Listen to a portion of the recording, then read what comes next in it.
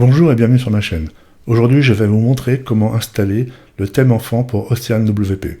Je vous mettrai le lien dans la description du site où se trouve le thème à télécharger. Donc on se dirige sur le site.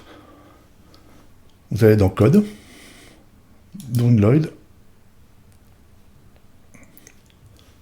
Une fois que c'est fait, vous allez dans l'administration de votre site internet. Vous allez dans Thème Panel, Importer, Exporter. On clique sur Exporter. Donc là, l'objectif, c'est de récupérer toutes les informations que nous avons mises dans notre thème au niveau de la personnalisation. Parce que si j'installe mon thème enfant tout de suite, je perds une grande partie des informations que j'ai rentrées. Donc le but, c'est de sauvegarder ces données. On va dans Apparence. En règle générale, il est toujours conseillé d'installer un thème enfant, quel que soit le thème, afin de pouvoir y apporter des modifications en dur au niveau du CSS et des fonctions PHP. Maintenant, si vous savez que vous n'êtes pas en mesure de faire ce genre de modifications, vous pouvez laisser le thème original et ça posera aucun problème. On va ajouter un thème. Donc là, pour vous montrer un exemple, là on a mis des couleurs, on a mis des tailles de police. Maintenant, si je fais téléverser, choisir un fichier, je vais chercher dans téléchargement mon fichier Ocean chez le thème, ouvrir, je fais installer, j'active le thème. Donc là maintenant, apparence, thème, c'est bien mon thème enfant qui est activé. Et là, si je vais sur mon site et j'actualise, vous voyez, j'ai perdu mes informations. Et ça va être pareil pour tout, pour le blog et compagnie. Donc d'où l'importance de bien faire sa sauvegarde auparavant.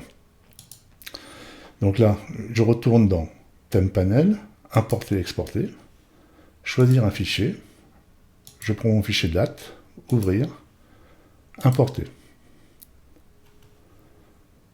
Et si je retourne sur mon site et j'actualise, voilà, il m'a tout remis comme d'origine.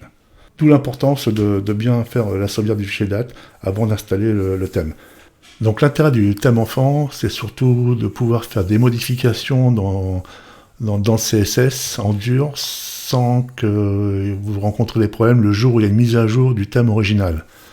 Donc pour ça, ça va être plus les habitués. On va utiliser des applications comme Notepad++ qui intègre un FTP qui permet d'éditer directement ces fichiers. Ou sinon, vous avez la possibilité d'installer une extension qui s'appelle File Manager. Cette extension-là, on fait installer.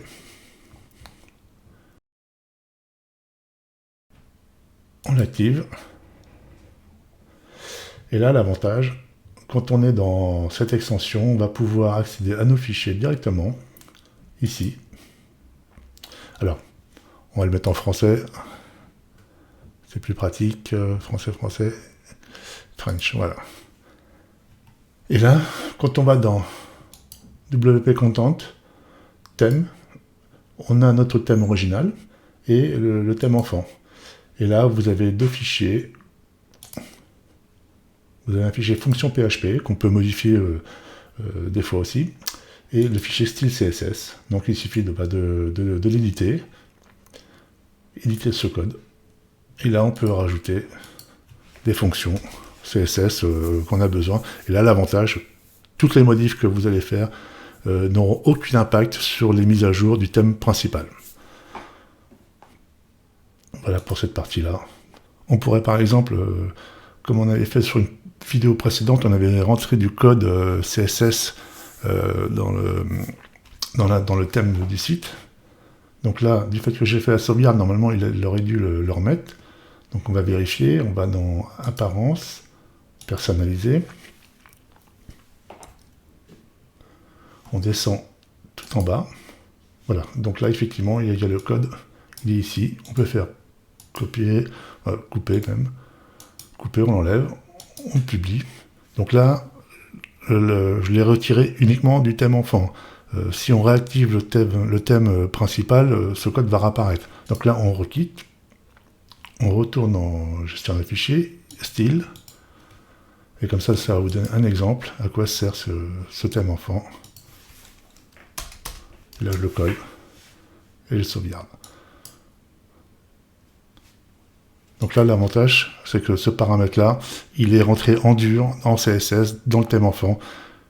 S'il y a une mise à jour du thème principal, ça n'aura aucun impact sur l'apparence du thème. Voilà, donc là maintenant si je vais dans chambre d'hôte, je vais m'assurer que mon bouton n'a pas bougé. F5, je le reste. Voilà. On a mis, tout est revenu normal.